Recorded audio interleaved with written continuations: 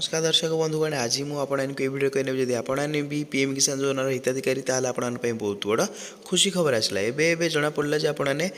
PM किसान 19तम किस्ती टंका केबे पाइबे ता सहित आपने केतेटा समय पाइबे सब डिटेल में कहि दयाकोरी आपने वीडियो को शेष पर्यंत देखूँ ता सहित जदि आपने 18तम किस्ती टंका पाई ना आपने केमी पाइबे जदि आपने 19तम किस्ती टंका पाइबा चाहते आपको कौन कले आपको 19तम टंका मिल मुझे आपको ये वीडियो कहने चलतु डेरी नक मुझे स्टार्ट करने तो आपने देखते माननीय प्रधानमंत्री श्री नरेंद्र मोदी द्वारा एठार आपंकर पीएम किसान सम्मान निधि योजना की 19वीं किस्ती का हस्तांतरण तो आप देखते 24 फेब्रुआरी 2025 आपंकर देखते बिहार में आपको हस्तांतर कर सहित कौन रही डिटेल में आपको कही नौ तो आपड़ी पीएम किसान रु टंका पाइबा चाहते आपने कौन करेंगे मुझे कही नौ तो आपको दुईटा कम करने पड़ो तो प्रथम कम आपने कौन करेंगे आपको डिटेल कही नौ तो आपने क्लीयर होगले तो आपने केवे पाइबे आपणकर 19तम किस्ती आपणकर 24 फेब्रुआरी मिल तो आप तो गोटे कम जापारे फाइनाल डेट आपण पाखक पलि आसी देखते मुझे लाइव देखे दूसरी से दुईटा कम आपको कौन करने पड़ो मुझे कही नौ आपणकर प्रथम कम होगा देखते फार्मर कर्नर जदि आपणकर देखते आपने प्रधानमंत्री किसान योजना को आसाला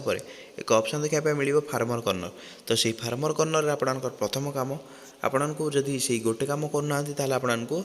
2000 लेखाएं टंका आपको 24 तारीख दिन मिल ना फार्मर कर्नर उपर आसिक आपने कौन करेंगे ई केवाईसी उपर क्लिक करने देखते मुझे ई केवाईसी उपर क्लिक करने आपने भी सेमती ई केवाईसी उपर क्लिक करने एठार मन रहा जो चाषी भाई मैंने ई केवाईसी करना से पीएम किसान 19तम किस्ती टंका मिल ना प्रथम कम आपंकर ई केवाईसी कंप्लीट करने तो आपने केमी ई केवाईसी करेंगे तो ये आपंकर जो मानकर भी पीएम किसान योजनार हिताधिकारी से 12 अंकर तांकर आधार नंबर एठरे एंटर करने एठे आपने 12 अंकर आधार नंबर लिखि सारापर एठे आप कौन करेंगे एठे एक ऑप्शन देखा मिल जाऊँगी एठे आपने 12 अंकर आधार नंबर लिखिने लिखि सारापर आपको एक ऑप्शन देखा मिलला सर्च तो आपने सर्च करने जदि आपने सर्च कर सारापर आपको एक इंटरफेस देखा मिल जाए तो आपंकर e KYC is already done जदि आपको एमती शो कर प्रथम कम समस्त ठीक अच्छी जदि आप गोटे कम ठीक अच्छी आपको द्वितीय कम देखार अच्छी जब प्रथम कम ठीक होगला आपने टंका पाइबे तापर आपको जदि आउ किसी शो कर माने e KYC is not found ताहले आपने कौन करें तो आपको पाखरे थिबा जनसेवा केन्द्र किंबा मोसेवा केन्द्र किंबा सीएससी सेंटर को जाइए आपने कौन करें फिजिकाली फिंगरप्रिंट देकी आपने कौन करें आपंकर बायोमेट्रिक को कंप्लीट करने जहाँ साहाय्य आपंकर केवाईसी डन हो पार जदि आपंकर एमती केवाईसी कंप्लीट हो पारना तो जाइए आपने सेमती कंप्लीट करनी तो क्लीयर है सहित आपंकर प्रथम कम कंप्लीट होगा जब आपने 18 पाई ना 19 पाइबा चाहते आपको द्वितीय जिनस करने पड़ो तो से द्वितीय जिनसा कौन तो बैक आसवे तो मुझे आपको कही नौ तो आपने तो जानते आपने प्रधानमंत्री किसान योजना साइट आसाला तौक आपने स्क्रोल करेंगे तो मुझे तौक स्क्रोल कर नौ तो आपने फार्मर कर्नर एक ऑप्शन देखा मिले तो आपने तौक स्क्रोल करेंगे मुझे आपको देखे नौ तो द्वितीय आपको कौन करेंगे आपने को एक ऑप्शन देखा मिल नो योर स्टाटस उपर आपको क्लिक करने पड़ो मुझे आपको देखे नौ ये आपंकर स्टाटस आपने चेक करेंगे तो ये मुझे क्लिक करना नो योर स्टाटस उपर तो क्लिक कर सारापर ये आपने तौक स्क्रोल करेंगे ये आपंकर रजिस्टर नंबर को एंटर करेंगे तो एंटर योर रजिस्ट्रेशन नंबर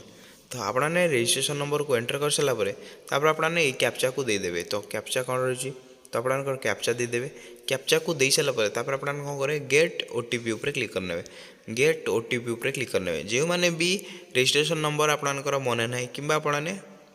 भूली जाइए आपने कौन करेंगे ये आपने नो योर रजिस्ट्रेशन उपर क्लिक करके आपने निजर रजिस्ट्रेशन नंबर को पुणी थे रिकवर करेंगे तो आपने तो जापारे तो क्लीयर हो गले आपंकर गोटे जिन आपंकर यो नो योर साइट माने नो योर स्टाटस उपर आसला आपको गोटे जिन देखा पड़ो आपंकर एलिजिबल स्टाटस जब आपंकर ये मुझे देखे नौ एलिजिबल स्टाटस जब आपंकर आपको कही नौ जब आपंकर एलिजिबल स्टाटस कौन शो कर एलिजिबल शो कर तो क्लीयर है ताहले आपने कौन ये जो प्रधानमंत्री किसान योजना आपने 19तम किस्ती टंका 24 तारीख दिन पाइपर जब आपंकर इन एलिजिबल शो कर प्रधानमंत्री किसान योजना एक टंका पाइबे ना तो क्लीयर है आपने जब आपंकर इन एलिजिबल शो कर कौन करें तो आपने अपेक्षा करेंगे जिते आपंकर प्रधानमंत्री किसान योजना नूतन कर आवेदन करने हम मुझे कहनी से आपने नुआ कर आवेदन करदे सी आप इन एलिजिबलटा आपंकर रिमूव होकर एलिजिबल हो सहित आपने क्लीयर है ଆପଣଙ୍କର ଏଇ ଯଦି ଦୁଇଟା ଜିନିଷ ଠିକ୍ ରହୁଛି, ପ୍ରଥମ ଜିନିଷ ଆପଣଙ୍କର KYC କମ୍ପ୍ଲିଟ୍ ହେଇଯାଉଛି, ଦ୍ୱିତୀୟ ଜିନିଷ ଆପଣଙ୍କର ଏଲିଜିବିଲିଟି ଷ୍ଟାଟସ୍ ଯଦି ଆପଣଙ୍କ ଏଲିଜିବୁଲ୍ ଶୋ କରୁଛି ତାହେଲେ ଆପଣଙ୍କୁ ମୁଁ 100% ଗ୍ୟାରେଣ୍ଟି ସହ କହି ନେଉଛି ତ ଆପଣମାନେ ଯେଉଁ ଏଇ 24 ତାରିଖ ଦିନ PM କିଷାନରୁ ଆପଣମାନେ 2000 ଲେଖାଏଁ ଟଙ୍କା ସମସ୍ତେ ପାଇପାରିବେ। ତ ଆପଣମାନେ ତ କ୍ଲିୟର ହେଇଗଲେ। ଆପଣଙ୍କର ଫାଇନାଲ୍ ଡେଟ୍ ବି ମୁଁ ଆପଣଙ୍କୁ କହିନେଲି। ତ ଆପଣ ଦେଖିପାରୁଥିବେ ଆପଣଙ୍କର ଫାଇନାଲ୍ ଡେଟ୍ ହେଇଗଲା 24 ଫେବୃଆରୀ।